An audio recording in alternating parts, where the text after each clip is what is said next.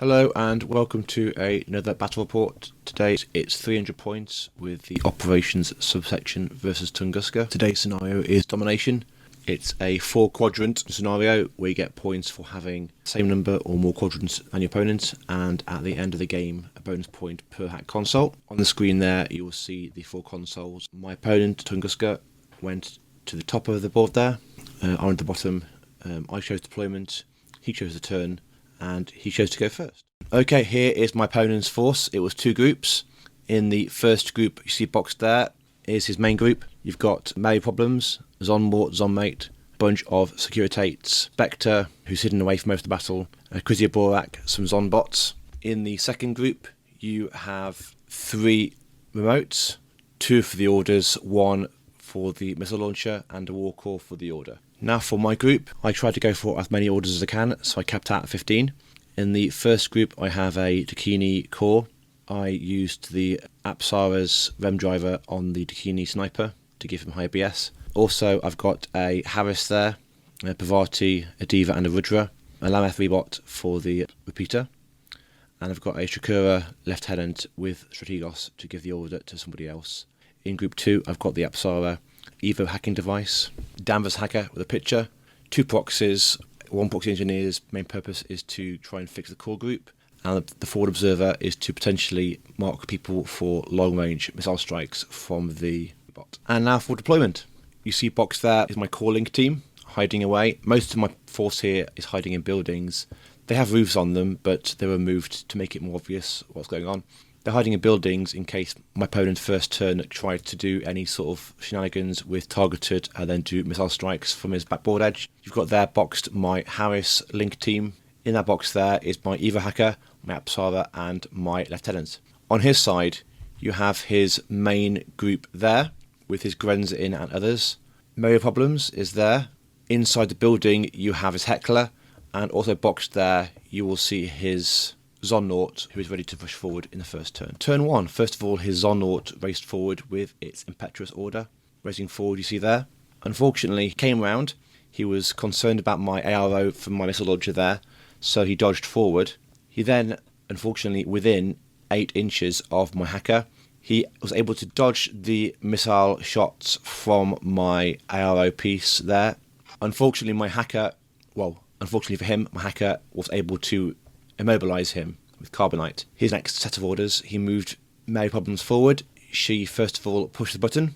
She then threw a pitcher towards my hacker and started to use Trinity. Obviously Mary has a very good Trinity attack with her kill hacking device. It was sheer luck on my part really that 2 attempts, and both times my Danvers hacker managed to roll a crit in reset and blocked both of her attempts. It was really bad luck on my opponent's part, and that meant that he wasted a lot of orders that turn on his Zonort and Mary, and basically left him with not much else to do that turn. It was really bad luck for him. She then moved up the stairwell there. Finally his link team moved up the platform and went prone to avoid the shots from my missile bot at the back of the OSS turn 1. First of all my Apsara ducked in, ducked out and shot his poor Zonort to death to make sure he couldn't recover from being immobilised later on. I dropped my net rod from the sky. I then decided to try and take care of Mary. Because virtually my entire list was hackable and she's a very good hacker, I really didn't want her to get near me. I didn't really want her to have a chance of doing any more damage to me. So my repeater ran forward, ran across the whole board. Because his Harris Link team there was prone, they couldn't see it. When he got within range, I was then able to use my killer hacker, Diva, to try and hack her. And after the rolls, she was KO'd. He was still on the ground but unconscious. My Harris team then moved forward. Pavati pushed the button, and my Rudra kept watch on that flank to make sure that his Krizia Borak didn't take advantage of the undefended flank and run forward. Finally, my Eva hacker gave enhanced reaction to my remote, ensuring that its missile launcher could cover the middle of the board. I was quite concerned about his Grenza and his link team in the middle, ducking up from behind that railing and shooting at my link team too early on. At the end of the turn, both of us controlled half the board each, so it was 1 VP each. Now for Tunguska turn 2.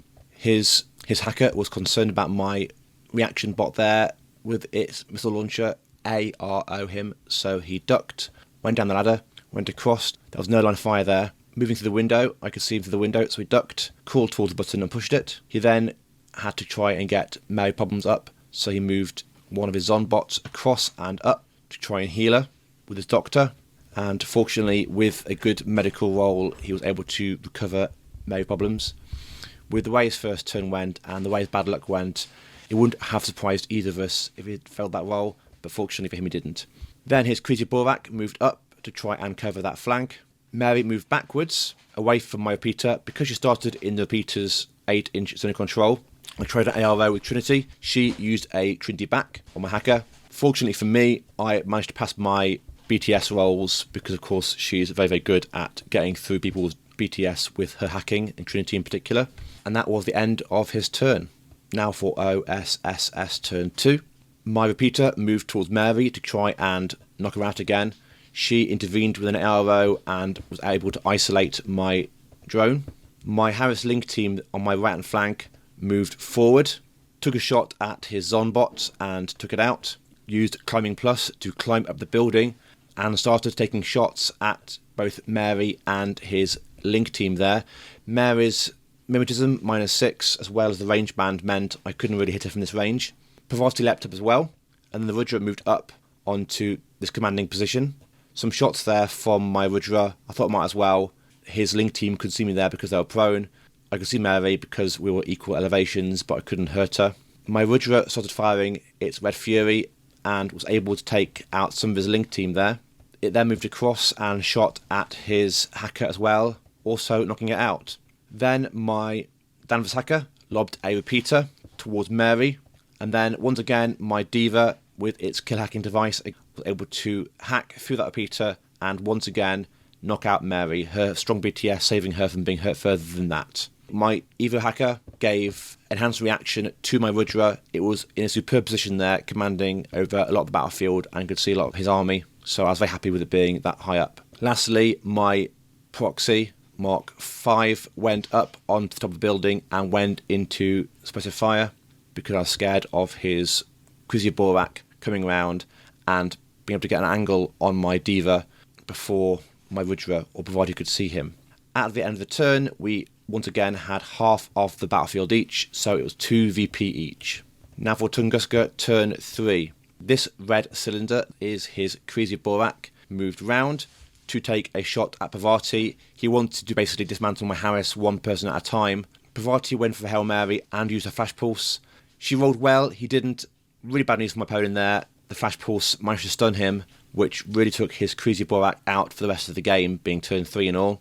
His Doctor moved around. Vertigo Zond peeped round from the side of the boxes there and started launching missiles at my Rudra.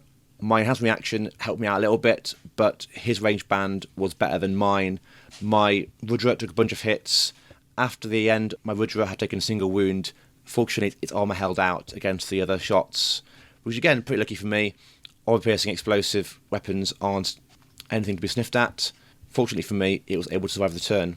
Lastly, his Spectre uncloaked from there to try and put pressure on that console.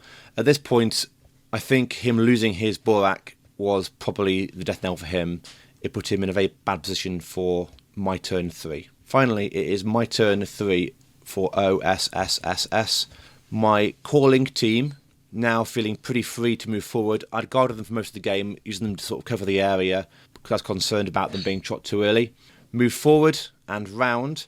My Evo hacker was able to give assisted fire to my Dakini with a sniper rifle, and after moving round, it could get a angle and a good lane of fire onto his Crazy Borak, who was high enough in points to control that quadrant he was in. With all the combos, it's BS13 from the Rem driving Apsara, 3 from the Link, 3 from the Ranger Marksman, and the bonus burst as well. It was an extremely strong multi-sniper shot and was able to take him out. Then my CSU from that Link team moved around. She was a specialist and she was able to push the button.